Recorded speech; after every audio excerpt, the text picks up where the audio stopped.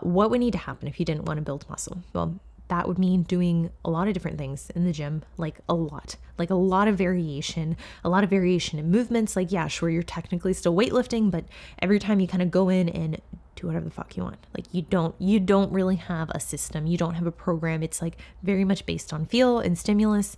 And it's very inconsistent session to session. Now, second thing, you're going to do whatever it is you're doing in terms of training, in terms of surplus, in terms of like non-diet phase. You're going to do that for a very short period of time. So you don't want to stick with it. That is what you want to do if you're not trying to build. You want to do it very briefly, very acutely. At the 6-week mark, you're like, you know what? Okay, wrapped up with this. Let's go back into the fat loss phase. Number 3, ignore signs that you're doing it wrong. Ignore the signs that you're moving in the wrong direction, i.e., your scale weight is going down. Yes, this is what I mean. You have a direct sign that in a phase where you're supposed to be gaining weight, your scale weight is consistently going down, and you're like, I like that because that feels good. And you're going to ignore this in the scope of like, oh, I don't want to build any muscle. Instead of addressing it, instead of being like, yeah, like that's not a good sign. That means that I'm technically in a deficit, so I need to increase food. Ignore that. Look the other way. Don't seek any help, because if you sought help, if you sought after someone who could maybe troubleshoot the solution that you're looking for that you don't have, inherently you would learn from other people's mistakes. You would get to where you're going faster. But we don't want to do that because we're not interested in building, right? All right, now big one. Don't eat when you don't feel like eating. This is very like straightforward. You don't feel like eating because you're bloated. You don't feel like eating because you haven't used the restroom, because you feel uncomfortable, because you don't want to get fat, because you saw someone on Instagram leaner than you and you're like, oh, like I really want to be lean again. So you have those feelings, whether it is psychological or physiological. And in order to not build muscle, you let those feelings dictate what you're going to do. Those feelings are the primary driving factor in your decision making. You don't want to eat because you don't like how it feels to physically be full, so you don't eat. You don't want to eat because you don't like the feeling that you're not moving towards a leaner physique. And that's what ideally you want to do. You always want to be moving towards a better physique, because that's kind of ingrained in us at this point in this sport, or even just in the realm of individuals who value health and fitness, who value their ability to showcase their hard work and their antics to take care of their body. They want that to be outwardly reflected. If that's you, I mean, I'm telling you, that's me. It's very hard. It's a big ask to ask me to sacrifice that, to compromise. It very much is a sacrifice in the short term in order to achieve something that ultimately you won't be able to achieve unless you go through it. Number 5, bend the rules when it's convenient. You want to overindulge. Because, hey, you know what, you've been dieting for a long time, or, you know what, there's a social event that usually you would have to like prep your own food. You'd have to bring it with you. Or in the case, if you're like me, you're just like, I'm just not going to eat because there's no way this is going to fit into my macros, or this is no way, this isn't going to result in an overage of some sort. So instead you use these opportunities, these instances, and you're like, well, I'm building, I get to have some fun. It doesn't really matter. I'm not in prep. Live life. YOLO. And treat it like all foods are created equally.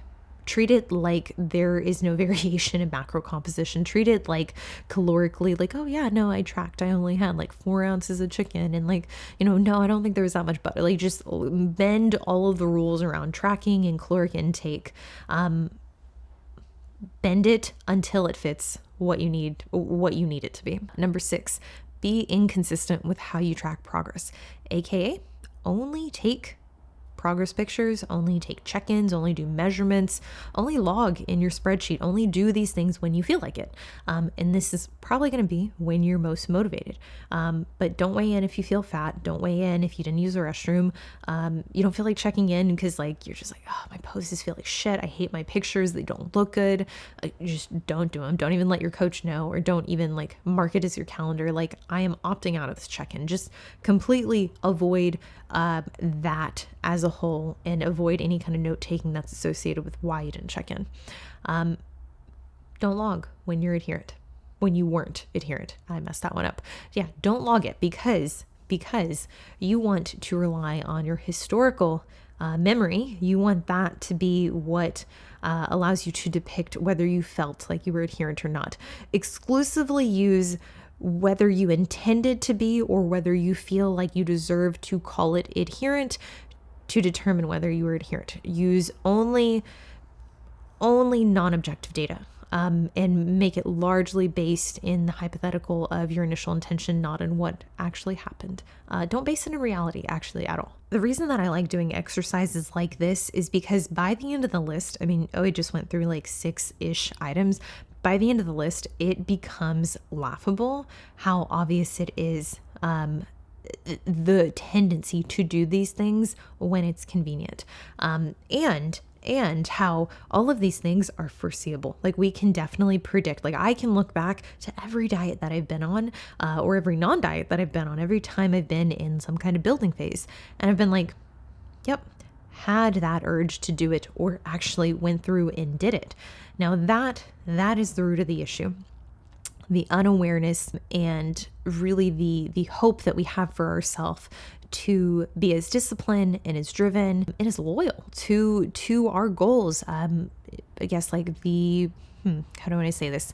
Really our own integrity with adhering to our goals and following through with our goals, despite when we feel our shittiest, despite when it's hard. See, like that definition of learning, like doing the same thing, not changing your behavior under the same conditions and being upset or even being confused as to why there wasn't a different outcome. That has been like singed into my mind because I hate inefficiency. I hate it so much. Like that is, if you know me, if you know me personally, like, that is my thing. Like that's the thing. It like boils my blood.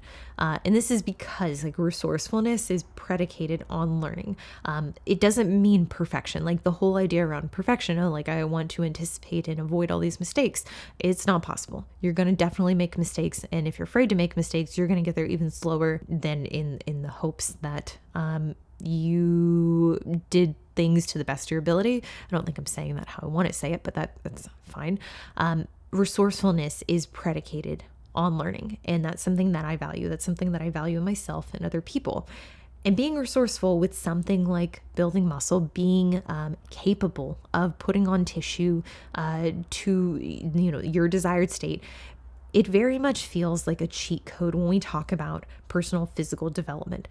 Same concept with fat loss. I do find fat loss to be much, much easier. Fat loss is as straightforward to me as eating less than you need to sustain your current body composition and doing so in a way that does not result in muscle loss. So doing things that support muscle tissue staying on, but doing it in a way that something is being utilized as fuel, something being the body fat.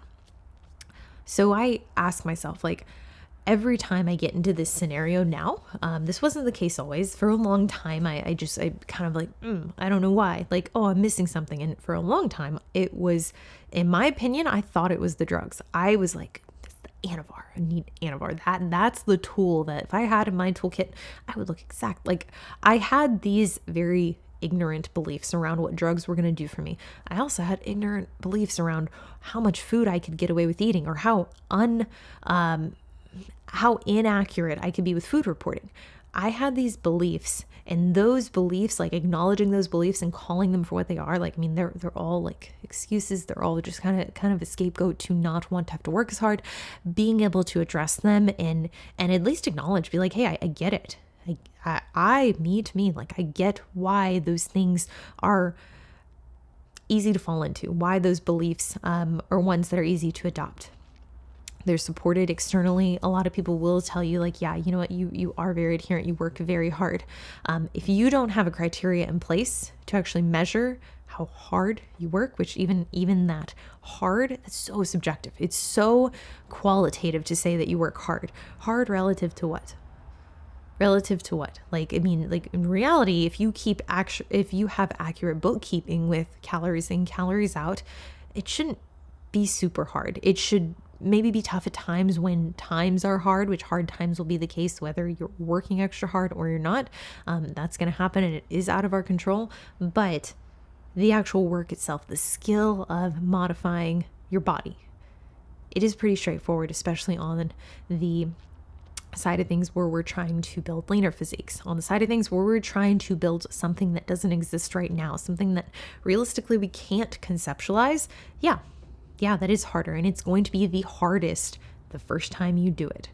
So ask yourself, how many times do you want to play this boss again? How many times do you want to run into the same problem of getting to the end of a fat loss phase after you went through a build, after you went through a growth phase, only to be dissatisfied with the results? Or getting to the end of a fat loss phase, removing the drugs, maybe you removed them prior to the fat loss phase, I don't know.